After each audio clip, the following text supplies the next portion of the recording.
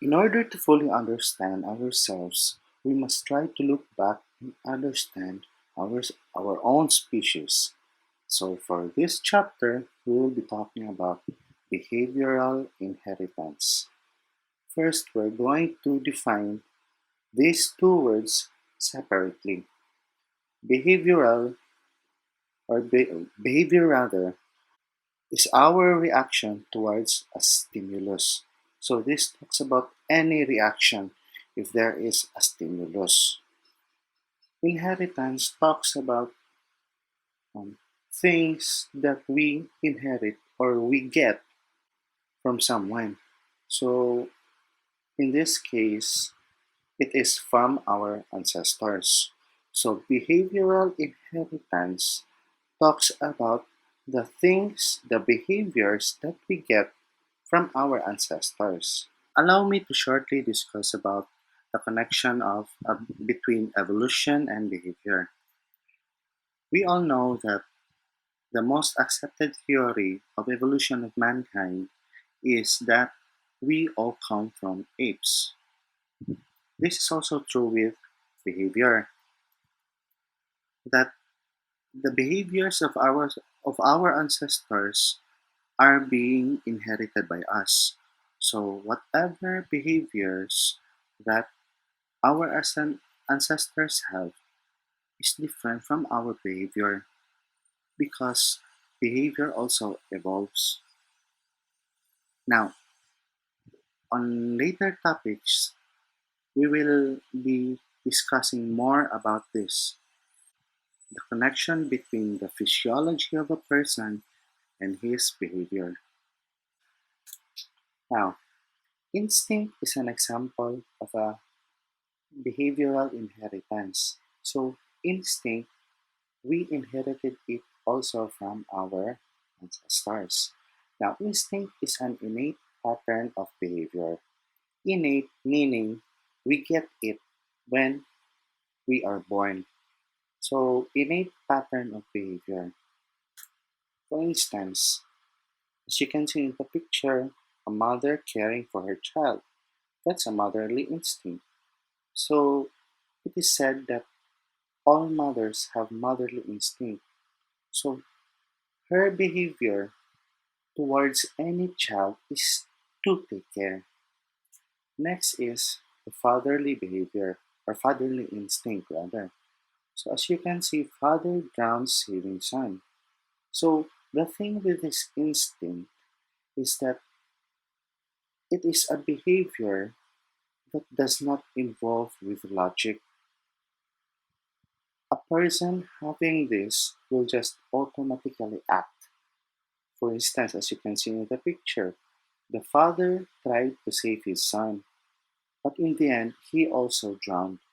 So thinking about it, first, does he know how to swim? If he was thinking about that, then he might have um, chose his life over his son.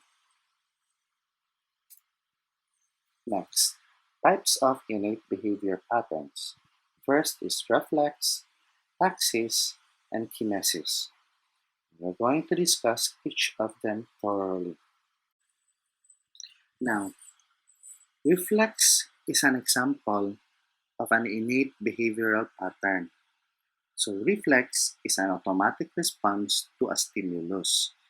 It does not need previous exposure to a stimulus called orientation. Now, this orientation talks about the previous exposure to a stimulus. So, hindi na kailangan pang na meron siyang previous exposure doon para malaman o para maging ganito yung behavior niya.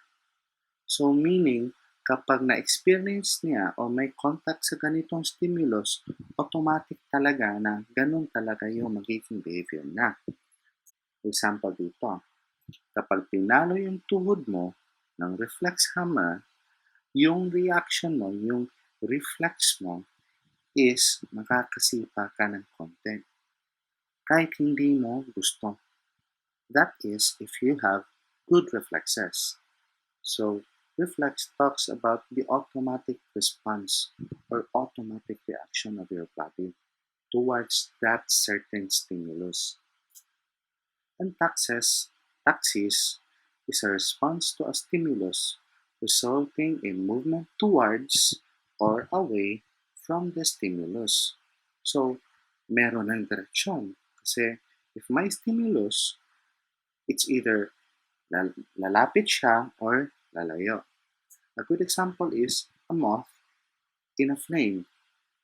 Yung mga moths, yung parang mga butterflies, kapag merong flame, ilalapit yun.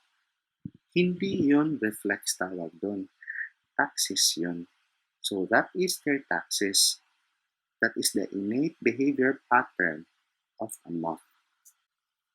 Kinesis is the movement of an organism in response to a stimulus, but it does not result in movement directly towards or away from the stimulus. So it is not associated with direction. Okay, the thing here is, hindi siya pareho ng taxis. Kasi yung taxis, may kinalaman sa direksyon. Kapag merong stimulus, it's either lalapit siya or lalayo. So what is closer to this is yung reflex. Pero ang kaibahan ng kinesis sa reflex is yung sa reflex, kapag merong stimulus, constant yun. Tulad ng sa tuhod. Kapag pinapalo dito sa tuhod, sisipa. So, isa lang yung behavioral reaction. Yung sa kinesis is, it does not matter kung ano. Kahit na ano. Kapag may stimulus, meron siyang behavioral pattern, meron siyang reaction, pero walang kinalaman sa direction at saka hindi constant yung behavioral pattern niya. Katulad ng mga ipis. Of course, alam nyo, kapag lalapit kayo sa ipis, gagalaw yon. Minsan palayo, minsan palapit. So that is an example of kinesis. Okay, now, another example of behavioral inheritance is the evolutionary heritage or our evolutionary heritage. So heritage talks about something that can be inherited. So what is this something? In the left side, you can see that there are cavemen. Now on the right side, we can see that they are educated people. So heritage talks about, in this topic, talks about everything that we have inherited in the past. But without evolution, we would be the same as these cavemen.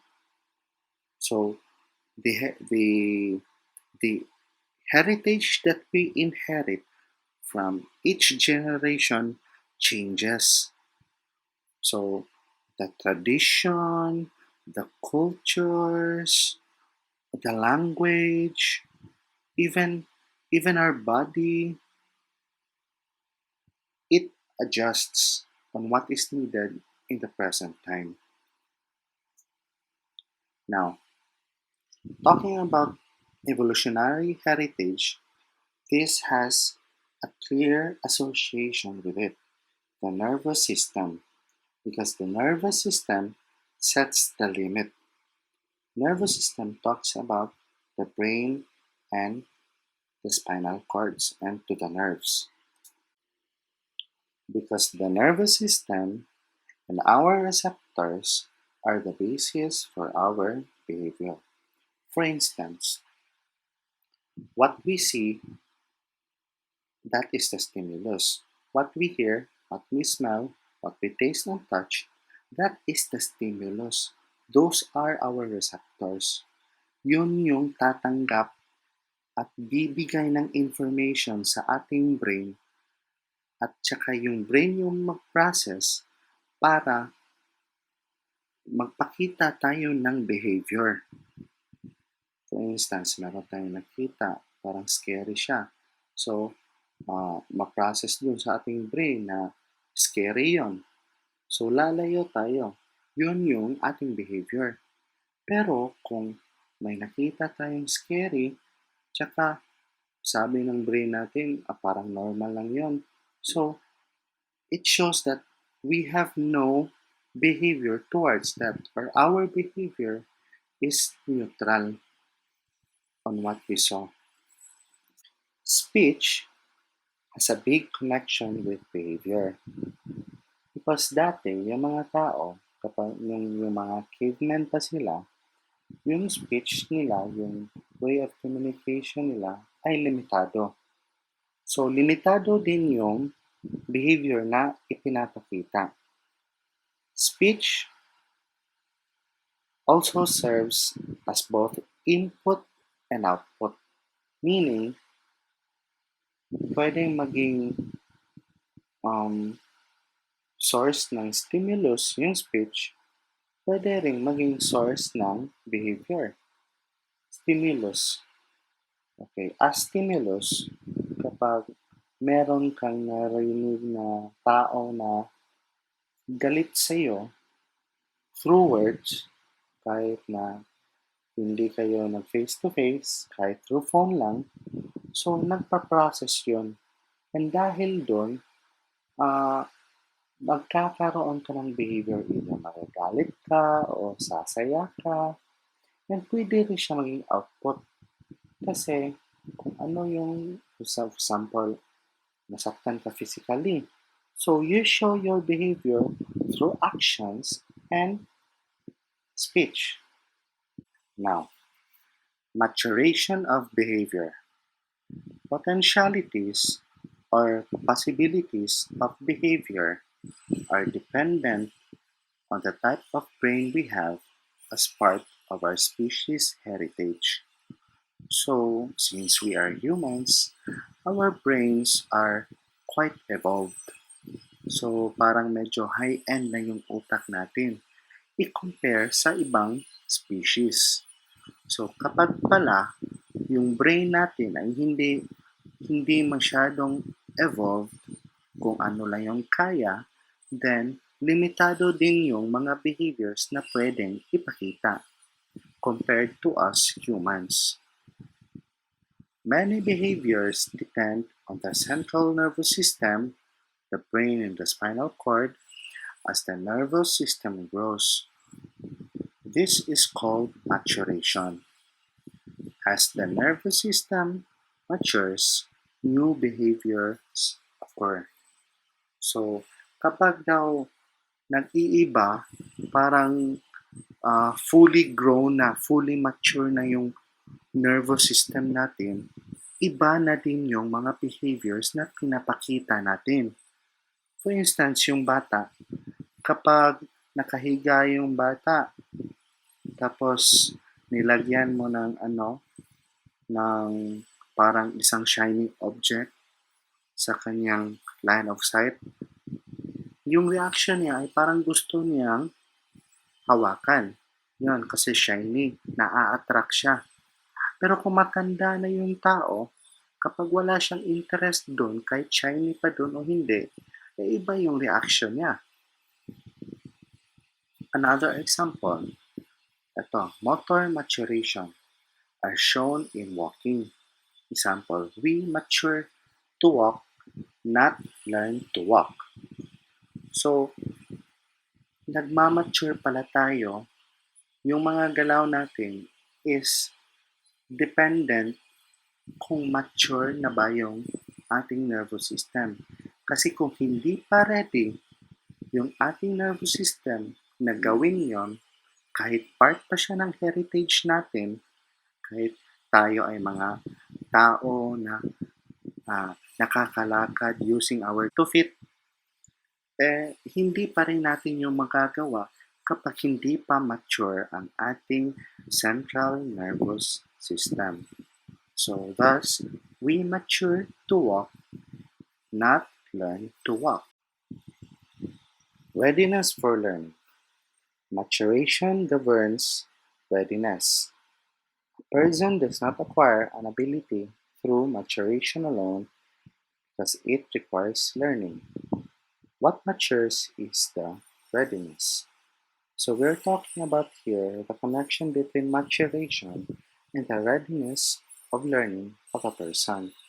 For instance, teaching a child something that the child has not yet matured will have a slow improvement compared to one who has matured. Now, this talks about two things. It's either mentally or physically, or even both.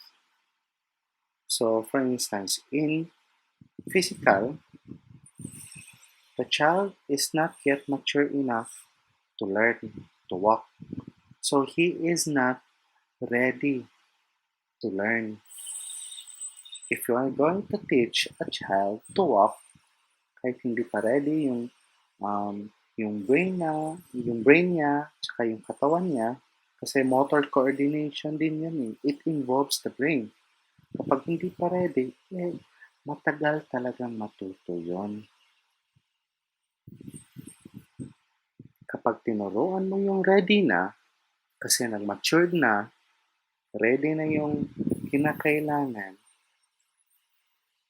madali lang matuto yan. Okay, dito naman sa brain, kapag tinuruan mo yung bata, let's say 6-month-old baby, ng different languages or sa arithmetic, yung mga mahirap talaga na subject sa math. So, it's either matagal talaga matuto yon or hindi talaga matututo yon. Kasi hindi pa developed, hindi pa matured enough. And kapag hindi pa matured enough, hindi pa ready for learning. So, we're going to stop here. Part 2 will be for next week. Kasi medyo mahaba-haba yung topic na to. So, for this chapter, it's going to be part 1 and part 2. That's all.